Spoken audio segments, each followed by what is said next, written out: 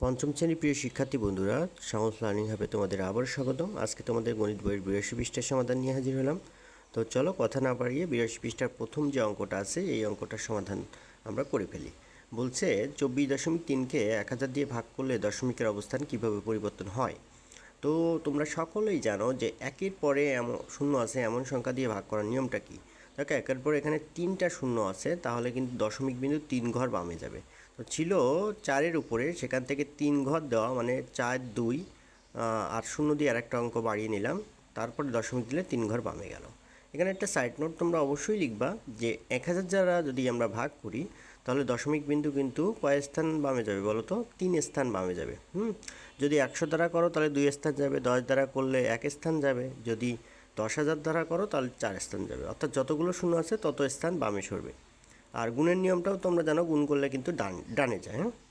তো আমরা এটাকে আবার একটু ম্যানুয়ালি করি অর্থাৎ মানে আমরা একটু সাবেকি নিয়মে করি।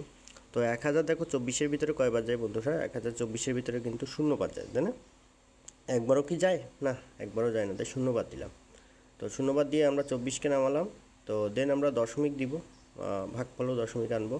তো দিলাম দশমিক, দেন আবার 3কে নামালাম। তো 3-এর ভিতরেও মানে 243-এর ভিতরেও কিন্তু আমরা শূন্যবার পাচ্ছি।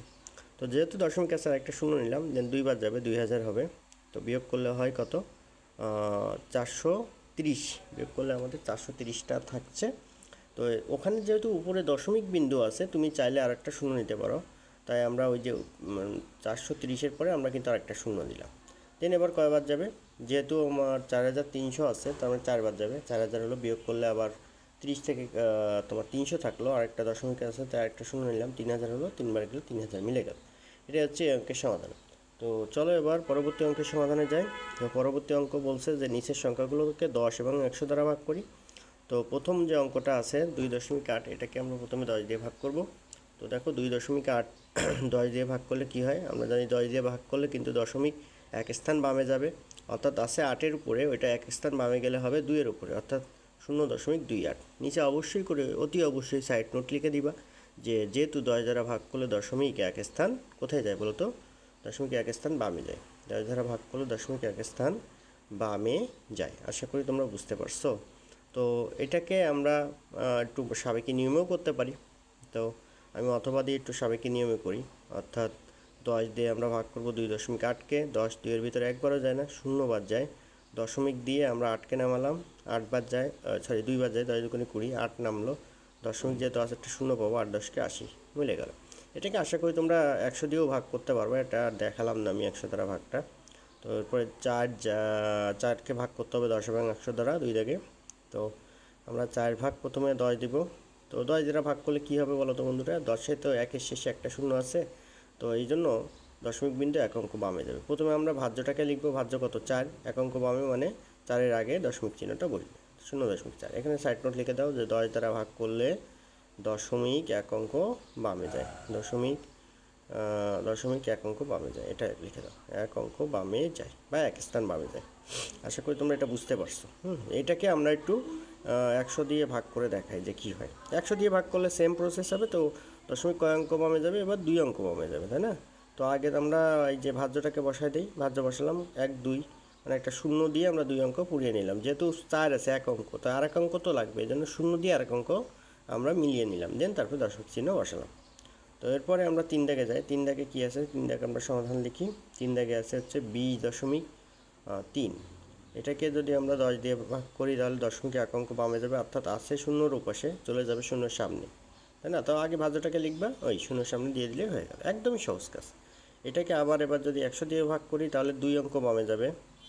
তো দশমিক বিন্দু আছে শূন্যের সামনে পিছনে, 2 অঙ্ক গেলে হবে 2-এর সামনে, তাই না? 1 2 0 আর 2, এটা 2 অঙ্ক, তার সামনে গেলে হয় 2-এর সামনে। হ্যাঁ, এটা আশা করি তোমরা বুঝতে পারছো। তো পরের অঙ্কতে চলে আসো তোমরা। পরের অঙ্ক বলছে 36.4 সংখ্যাটিকে যে সংখ্যা দ্বারা ভাগ করলে 3.64 হয় তা নির্ণয় করো। এটা কিন্তু ভাগ করে নির্ণয় করতে হয়। তো 36.4কে যেহেতু কোন সংখ্যা দিয়ে ভাগ করলে জানতে চেয়েছে, তাই 36.4কেই ভাগ দেবো 3.64 দিয়ে। তো এটা দশমিক মুক্ত করলে প্রথমে আগে দশমিক বাদে লবকে লিখলাম, দশমিকের জন্য 1, একটা সংখ্যা একটা শূন্য। পরেরটাও দশমিক বাদে লিখলাম, দশমিকের জন্য 1, দুইটা সংখ্যা দুইটা শূন্য। তো প্রথম যে ভগ্নাংশটা আছে 364/10, এটা কিন্তু একই রকম থাকে, গুণ হয়ে পরে ভগ্নাংশ বিপরীত হয়। আছে 364/100 হয়ে যাবে হচ্ছে 100/364। 364 কেটে গেল, আর 10 দিয়ে 100 ভাগ করলে কিন্তু 10 হয়। অর্থাৎ কত হলো বলো তো? 10 হলো। তাহলে আমরা লিখতে পারি যে 36.4 সংখ্যাটিকে 10 দ্বারা ভাগ করলে, 36.4 সংখ্যাটিকে 10 দ্বারা ভাগ করলে কিন্তু কত হয় বলো তো? ওই যে 3.64 হয়, তাই না? 10 দিয়ে ভাগ করলে 3.64। ম্যানুয়ালি ভাগ করে দেখো, 10 দিয়ে ভাগ করলে দশমিক এক অঙ্ক বামে যাবে, তো আছে তো 6-এর উপরে দশমিক, তো এটা দেখো 6-এর আগে চলে যাবে, অর্থাৎ 3.64 হয়ে যাবে, তাই না? দেখো বুঝতে পারছি। ভুল করে একটু গুণ লিখলাম, এটা অবশ্যই ভাগ করে নিবে, মানে ভাগ করলে তোমার 3.64 হবে, এটাই হবে। যাক, আশা করি তোমরা এটা বুঝতে পারছো, এটা নিয়ে কারো মানে দ্বিমত থাকার কথা না। তো এরপরে আমরা পরের অঙ্কটা চলে আসি, মানে 2 দাগে। 2 দাগে কী বলছে দেখো বন্ধুরা, 2 দাগ একদমই সহজ, একই রকম, মানে 36.4কে কোন সংখ্যা দিয়ে ভাগ করলে 0.364 হবে।